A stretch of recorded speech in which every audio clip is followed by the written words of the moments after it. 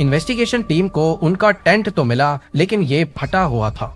Tent का कपड़ा अंदर से किसी ने फाड़ा था, क्योंकि उसके धागे बाहर की तरफ निकले हुए थे। ऐसा मालूम हो रहा था कि अंदर मौजूद हाइकर्स डर के मारे टेंट फाड़ कर भागे हैं। कुछ फुटप्रिंट्स भी देखे गए, जूतों और नंगे पांव के निशानात बर्फ में छपे हुए थे। हाइकर्स का कैमरा और उसमें मौजूद कुछ अजीब फोटोग्राफ्स भी मिली, लेकिन पूरी क्रिमिनल इन्वेस्टिगेशन, फोटोग्राफ्स और रजिस्टर में हुई हर दिन की एंट्री होने के बावजूद ये केस पिछले 65 सालों से सॉल्व नहीं हो सका। ये कहानी है माउंटेन ऑफ द डेड की, और इस हादसे को ड्याटलोव पास इंसिडेंट के नाम से याद किया जाता है। 23 जनवरी 1959 की सुबह को हाइकिंग टीम के 10 लोगों ने ट्रेन पकड़ी और साइबेरिया के यूरल माउंटेन रेंज की तरफ निकल पड़े। इस ग्रुप में 8 लड़के और 2 लड़कियां थी, जिनमें इगोर ड्याटलोव उनका ग्रुप लीडर था। इन्होंने अपने साथ एक रजिस्टर रखा हुआ था, जिसमें पल पल की खबरें लिखी जा रही थी। ट्रेन के सफर के दौरान ग्रुप लीडर इगोर ड्याटलोव ने रजिस्टर में एंट्री की, जिसकी ट्रांसलेशन है, मुझे हैरानी है कि इस सफर में कौन सी नई चीज हमारा इंतजार कर रही है। क्या कुछ नया होने वाला है? अगले कुछ दिनों तक ग्रुप ने ट्रेन, बस, ट्रक और घोड़े पर सफर किया और आखिरकार वो पैदल और अपनी स्कीज पर आगे बढ़ना शुरू हुए। 28 जनवरी को यूरी यूडेन नामी एक हाइकर की तबीयत बिगड़ गई और उसने वापस जाने का फैसला किया, जबकि बाकी 9 हाइकर्स ने प्लान को आगे कंटिन्यू किया। ये उस लम्हे की फोटोज हैं जब यूरी अपने 9 साथियों से अलग हो रहा था, लेकिन क्या मालूम था उसको कि आज के दिन ये उनको आखिरी बार देख रहा है। 9 लोगों के ग्रुप ने अपना सफर बर्फीली वादियों में जारी रखा और डायरी के साथ साथ कैमरों का इस्तेमाल करके सभी लम्हों को डॉक्यूमेंट करना शुरू किया। मिलने वाली फोटोज और रजिस्टर एंट्रीज में जो कुछ लिखा था वो अभी तक तो बिल्कुल नॉर्मल लग रहा था। 1 फरवरी को वो एक पहाड़ के बॉटम पे पहुंचे, जिसको वहां के लोकल लोग माउंटेन ऑफ द डेड के नाम से जानते हैं। उन्होंने पूरा दिन उस पहाड़ पर चढ़ते हुए गुजारा और आखिरकार पहाड़ की चोटी से चंद मीटर्स पहले कैंप लगाने का फैसला किया। ये वो चंद आखिरी तस्वीरें हैं जो उनके कैमरे से मिली, और उसी वक्त जो रजिस्टर में आखिरी एंट्री हुई उसमें जो लिखा था उसकी ट्रांसलेशन है, इंसानी बस्तियों से सैकड़ों किलोमीटर दूर तेज हवाओं के साथ पहाड़ों पर इस तरह के सुकून का तस्वुर करना भी मुश्किल है। यहाँ तक जो कुछ हुआ वो सब कुछ उनके रजिस्टर में लिखा हुआ मिला, लेकिन इसके बाद क्या हुआ ये किसी को भी मालूम नहीं। इस एक्सपीडिशन में इनको टोटल 16 दिन लगने थे। वो पीछे अपने दोस्तों और फैमिली मेंबर्स को ये बताकर निकले थे कि वापस नीचे आकर टेलीग्राफ के जरिए अपनी खैरियत की इत्तला देंगे। रिश्तेदारों और दोस्तों के लिए परेशानी बढ़ती जा रही थी, क्योंकि 16 दिनों को गुजरे भी 15 रोज बीत चुके थे, लेकिन ना ही ग्रुप लीडर ड्याटलोव या किसी भी ग्रुप मेंबर की कोई खबर आई। आखिरकार वॉलंटियर्स का एक ग्रुप तैयार किया गया जो 26 फरवरी को खोए हुए हाइकर्स का कैंप पहाड़ की स्लोप पर तलाश करने में कामयाब हो गए। ये कैंप देखकर अंदाजा लगाना मुश्किल नहीं था कि यहाँ कुछ भयानक रूप से गलत जरूर हुआ है। टेंट बर्फ की पतली लेयर से ढका हुआ था और उसके अंदर हाइकर्स का साजो सामान बिल्कुल ठीक हालत में पड़ा था, लेकिन टेंट का कपड़ा अंदर से चाकू की मदद से फाड़ा गया था। ऐसा महसूस होता है कि शायद टेंट के अंदर कुछ गड़बड़ हुई है, जिसने उनको टेंट फाड़कर भागने पे मजबूर किया। अगले दिन आसपास हाइकर्स की तलाश शुरू कर दी गई। फटे हुए टेंट की ओपनिंग के पास ही कुछ फुटप्रिंट्स बर्फ में छपी हुई थी, जो पहाड़ से नीचे की ओर जा रही थी। इन फुटप्रिंट्स में कुछ जूतों के निशानात थे और कुछ नंगे पांव के। आपको यहाँ बताते चलें कि पुरसुकून अंदाज में चलने से फुटप्रिंट्स करीब करीब बनते हैं, और यहाँ पर भी इन्वेस्टिगेशन टीम को लंबे लंबे कदमों के नहीं बल्कि नॉर्मल कदमों के निशानात देखने को मिले। कदमों के निशानात करीब 500 मीटर तक बर्फ में छपे हुए थे, लेकिन उसके बाद वो कहीं गायब हो गए। शायद बाद में पड़ने वाली बर्फ ने उनको छुपा दिया था।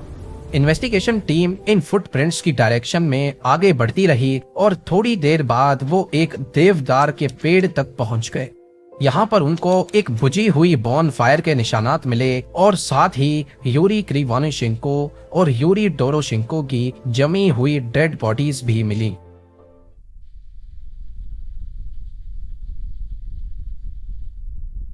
9 हाइकर्स की लाशें ढूंढने में अगले 2 महीने लग गए। पहले 2 हाइकर्स ने बहुत कम कपड़े पहन रखे थे, ना कोई जैकेट्स थी, ना पैंट्स, ना ही ग्लव्स, टोपी, जूते और ना ही कोई ऐसी चीज जो कि इतनी ठंड में सर्दी से बचने के लिए पहनी जाती है। इनको सिर्फ हल्की शर्ट्स और अंडर पैंट्स पहनी हुई थी। वेदर आर्काइव में देखा गया तो मालूम पड़ा कि जब इनकी मौत हुई तो उस वक्त यहाँ का टेम्परेचर करीब -30 डिग्री सेल्सियस था, लेकिन उनके कपड़े ऐसे थे जैसे गर्मियों के मौसम में पहने जाते हैं। लेकिन ऐसा क्यों था? पास मौजूद देवदार के दरख्त पर भी कुछ अजीब निशानात मिले। इसकी शाखें 5 मीटर तक टूटी हुई थीं, जैसे इन्होंने अपनी जान बचाने के लिए रात के अंधेरे में इस पर चढ़ने की कोशिश की हो। अगले 3 हाइकर्स की लाशें भी टेंट और देवदार के दरख्त के बीच से ही बर्फ में दबी हुई पाई गईं। ये लोग पिछले वाले 2 के मुकाबले में कुछ न कुछ गर्म कपड़ों में पाए गए, लेकिन इन्होंने भी जूते और ग्लव्स नहीं पहन रखे थे। इन 3 हाइकर्स की डायरेक्शन टेंट की तरफ थी कि जैसे ये नीचे जंगल से ऊपर टेंट की तरफ जा रहे हों, लेकिन बीच में ही हिम्मत हार कर दम तोड़ गए। इनकी बॉडी पर कुछ जख्मों के निशानात पाए गए, लेकिन डॉक्टर्स ने इन 5 की मौत की वजह हाइपोथर्मिया बताई, यानी वो कंडीशन जिसमें ज्यादा वक्त ठंड में रहने की वजह से बॉडी की सारी गर्माइश निकल जाती है। आखिरी के 4 हाइकर्स की बॉडीज जंगल की एक चट्टान के नीचे से बरामद हुई। इनकी एग्जैक्ट लोकेशन उसी देवदार के दरख्त से 75 मीटर्स ऑपोजिट डायरेक्शन में थी। इनमें से 3 को गहरी चोटें लगी थी, 1 का सर फटा हुआ था और 2 की पसलियां टूटी हुई थी। मेडिकल एग्जामिनर का ख्याल है कि ऐसी चोटें किसी इंसानी या जानवरों के हमले की वजह से नहीं पहुंच सकती। उनका ख्याल है कि ये किसी ऊंची जगह से गिरे हैं। जानवर के हमले का नाम इस वजह से लिया गया क्योंकि इनमें से 2 जनों की आंखें निकली हुई थीं और लड़की की जबान गायब थी। सबसे हैरानी की बात यह थी कि क्राइम सीन से मिलने वाली 2 टी-शर्ट्स और 1 पैंट ऐसी थी जिस पर रेडियो एक्टिव मटेरियल लगा हुआ था। पहले तो ये समझकर इन्वेस्टिगेशन हो रही थी कि शायद इनको किसी ने मारा है, इनका मर्डर हुआ है, लेकिन 28 मई को ये क्रिमिनल केस बंद कर दिया गया क्योंकि देखने में ऐसा कोई सबूत नहीं था जिससे ये जाहिर हो कि इनका मर्डर हुआ है या फिर इन्होंने आपस में ही एक दूसरे को मारा है। तो आखिर इन 9 लोगों के साथ हुआ क्या था? टेंट का दरवाजा छोड़कर उसको फाड़कर बाहर निकलने का क्या मतलब है? ऐसी भी क्या इमरजेंसी हो गई थी कि टेंट को चाकू से फाड़कर सबको बाहर निकलना पड़ा? ये इमरजेंसी जो भी थी टेंट से निकलते ही खत्म हो गई क्योंकि उनके कदमों के निशानात भागने वाले निशानात नहीं थे, यानी टेंट में जो खतरा था वो बाहर निकलते ही टल गया और वो रिलैक्स होकर चलने लगे। ऑफिशियल रिपोर्ट के मुताबिक 9 में से 6 हाइकर्स की मौत हाइपोथर्मिया की वजह से हुई, लेकिन इनकी कंडीशन देखकर यकीन लाना मुश्किल था कि ये ठंड की वजह से मरे हैं। अभी तक इस केस को इंटरनेशनल कवरेज मिल चुकी थी।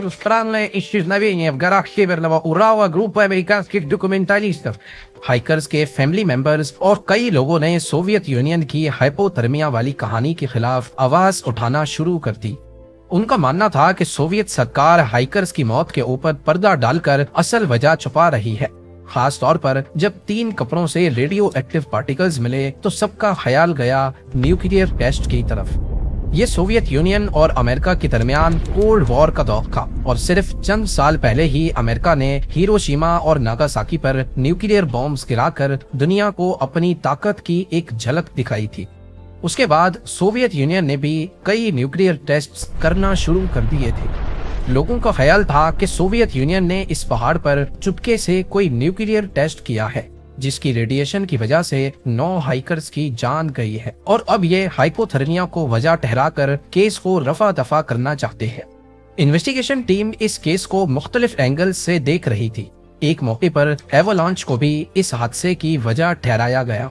हो सकता है कि रात की टहर उनको एवलांच महसूस हुआ हो तो सारे टेंट छोड़कर भाग गए, लेकिन एवलांच वाला थ्योरी कुछ हजम ना हो सकी क्योंकि अगर एवलांच आता तो टेंट जिस बर्फ की पतली लेयर से ढका हुआ था वो बहुत मोटी लेयर होती। दूसरा ये कि ग्रुप लीडर इगोर डैटलोव एक एक्सपीरियंस्ड हाइकर और स्कीयर थे। वो किसी ऐसी जगह टेंट लगाते ही नहीं जहां एवलांच का खतरा हो। इस हादसे के बाद 100 से ज्यादा एक्सपीडिशंस हुए, लेकिन किसी ने भी यहाँ ऐसी कंडीशन नोटिस नहीं की जिससे एवलांच बन सकता हो। हाँ, इस पहाड़ पर खतरनाक कंडीशंस जरूर एक्सपीरियंस की गई, वो भी अप्रैल और मई के महीनों में, क्योंकि तब बर्फ पिघल रही होती है।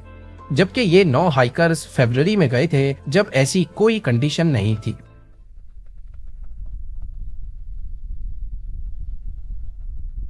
ये है एक हाइकर के कैमरा से खींची गई सबसे आखिरी फोटो, जो उसी रात को खींची गई थी जब ये हादसा हुआ। ऐसा मालूम होता है कि ये किसी लाइट की फोटो है, जो अंधेरे में कैमरा का लेंस सही से फोकस नहीं कर पाया। इस फोटो की वजह से नई थ्योरीज जन्म लेने लगी। कुछ लोगों का मानना था कि ये आसमान में किसी अनआइडेंटिफाइड फ्लाइंग ऑब्जेक्ट की फोटो है, तो कुछ ने कहा कि ये टेंट के ऊपर लगी इमरजेंसी लाइट या फिर कैंडल लाइट की फोटो है। एक बात तो तय है कि ये जिस चीज की भी फोटो है, चाहे वो रॉकेट हो, यूएफओ या फिर कोई मीटियोराइट, वो चीज इनके पास आकर नहीं गिरी। अगर ऐसा होता तो बर्फ के अंदर से जब डेड बॉडीज मिल सकती हैं, तो किसी चीज के क्रैश होने का मलबा क्यों नहीं मिला। इस आखिरी फोटो की असल हकीकत भी कभी मंजर आम पर ना आ सकी। तो फिर हमारा असली सवाल अभी तक वही है कि आखिर डियाटलोव पास के हादसे की असल हकीकत क्या है। क्यों उन्होंने टेंट को अंदर से फाड़ा था, कैसे कुछ हाइकर्स को खतरनाक चोटें लगी, और क्यों उन्होंने इतनी ठंड में भी इतने पतले कपड़े पहन रखे थे, जबकि ये सारे एक्सपीरियंस्ड हाइकर थे। सच्चाई जानने के लिए हम उस टेंट की तरफ रुख करते हैं, जो असल में जंजीर की सबसे पहली कड़ी है। एक तो रात पहले की फोटो में देखा जाए तो टेंट में से एग्जॉस्ट पाइप निकल रहा है। ये एग्जॉस्ट पाइप और अंदर रखा स्टोव यानी चूल्हा ग्रुप लीडर डियाटलोव ने खुद बनाया था। हादसे वाली रात उन्होंने ये स्टोव इस्तेमाल भी किया था, क्योंकि टेंट के अंदर से पका हुआ खाना भी मिला है। हो सकता है कि जब एग्जॉस्ट पाइप को बंद किया गया हो, तो उसमें कुछ जलते हुए कोयले रह जाने की वजह से आग हादसाती तौर पे दोबारा भड़क गई हो। जब टेंट मिला तो उसमें एग्जॉस्ट पाइप नहीं लगा था, यानी अगर आग लगी होगी तो उसका धुआं बाहर निकलने के बजाय अंदर ही जमा हो रहा था, जिससे अंदर मौजूद हाइकर्स का सांस घुटना शुरू हो गया। यही एक वजह समझ आ रही है कि उनसे धुआं कंट्रोल नहीं हुआ और वो फौरन टेंट को फाड़कर बाहर निकल आए। इस थ्योरी को प्रूव करने के लिए एविडेंस भी मौजूद है, क्योंकि हाइकर्स के जिस्म और कपड़ों पर जलने के निशानात भी पाए जा चुके हैं और कुछ के मुंह से खून भी निकला हुआ था। आपको यहाँ बताते चलें कि खांसी के साथ खून के आने की एक वजह बहुत ज्यादा अनफिल्टर्ड धुएं को इनहेल करना है। बाहर निकलने के बाद ये आराम आराम से चलकर अपने लिए शेल्टर तलाश करने लगे। कुछ हाइकर्स बगैर गर्म कपड़ों के टेंट से निकले थे। शेल्टर की एक जगह इनको पहले से मालूम थी, इसीलिए वो नीचे पेड़ों के पास चले गए। वहां एक बॉन फायर स्टार्ट की, जिसके बुझे हुए कोयले देवदार के दरख्त के साथ इन्वेस्टिगेशन टीम को भी मिले थे। 4 हाइकर्स जिन्होंने ज्यादा कपड़े पहन रखे थे, वो जंगल में लकड़ियां तलाश करने के लिए थोड़ा और डीप चले गए। वहां चट्टान पर एक छोटा एवलांच ट्रिगर हुआ और वो नीचे पत्थरों में जा गिरे। चट्टान से गिरने की वजह से इनको खतरनाक चोटें लगी। सर फट गया, पसलियां टूट गईं और चेस्ट में इंटरनल ब्लीडिंग भी शुरू हो गई। 2 हाइकर्स जिन्होंने कम कपड़े पहन रखे थे, वो देवदार के दरख्त के पास ही मौजूद थे। बचे हुए 3 हाइकर्स वापस टेंट की तरफ चढ़ते हुए एग्जॉस्ट होकर वहीं फ्रीज हो गए। जबकि बॉन फायर के साथ बैठे 2 हाइकर्स भी बुझी हुई आग की वजह से फ्रीज होकर दम तोड़ गए। रही बात रेडियो एक्टिव पार्टिकल्स की, तो आपको बताते चलें कि हर चीज थोड़ी बहुत रेडियो एक्टिव होती है, लेकिन ये कपड़े जरूरत से ज्यादा रेडियो एक्टिव थे। ग्रुप का एक मेंबर अलेक्जेंडर कोलिवाटोव पहले एक न्यूक्लियर फैसिलिटी में जॉब करता था और जॉर्ज क्रिवानोशेंकोव एक top secret Soviet nuclear production plant में काम करता था। मिलने वाले रेडियो एक्टिव कपड़े इन दोनों हाइकर्स के ही थे, जबकि बाकी सबके कपड़ों से नॉर्मल क्वांटिटी में रेडियो एक्टिव एलिमेंट्स मिले। और वो हाइकर्स जिनके बॉडी पार्ट्स मिसिंग थे, हो सकता है जब उनको चोटें लगीं और वो अपनी जिंदगी की बाजी लड़ रहे थे, तब उन पर जंगली जानवरों ने हमला किया हो। इस हादसे को आज 65 साल गुजर चुके हैं। 10 मेंबर्स के ग्रुप में से सिर्फ यूरी यूडेन बचे थे, जिन्होंने एक्सपीडिशन को तबीयत खराब होने की वजह से छोड़ा था। उनकी नेचुरल मौत 76 ईयर्स की एज में 27 अप्रैल 2013 को हुई।